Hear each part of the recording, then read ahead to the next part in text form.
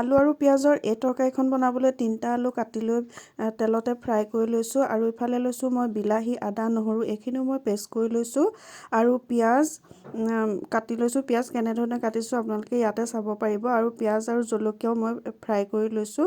তাৰপাছত গোটেইখিনি উঠাই থৈছোঁ। ঘৰত থকা সাধাৰণ বস্তুকেইটাৰে এনেকৈ বনাই খাব পাৰি, খুব সোৱাদ লগা হয়। আপোনালোকে বনাই খাই চাব পাৰিব। তাৰপাছতে মই জিৰা কেইটামান তেলত ভাজি ল'লোঁ, তাৰপাছতে পিঁয়াজ দিলোঁ।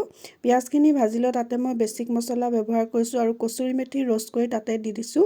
কচুৰি মেথি দিলে ইয়াৰ সোৱাদটো খুব ভাল হয় আৰু মছলাখিনি জ্বলি নাযাবলৈ মই পানী দি এইখিনি ভালকৈ ভুনি ল'লোঁ আৰু তাৰপাছতে এটা বিলাহী পেষ্ট কৰিছিলোঁ যে সেইখিনিও মই দি দিলোঁ আদা নহৰুৰ লগত আৰু তাৰপাছত অকণমান নিমখ দিলোঁ। নিমখ দি পেলাই ভালকৈ ভাজি তাতে দৈ ব্যৱহাৰ কৰিলোঁ আৰু দৈখিনি দি তাতে মই আলুখিনি আৰু ভাজি থোৱা পিঁয়াজখিনি দি দিলোঁ আৰু লাষ্টত মই গৰম মছলা ব্যৱহাৰ কৰিলোঁ আৰু মোৰ অতি সুস্বাদু আলু তৰকাৰী হৈ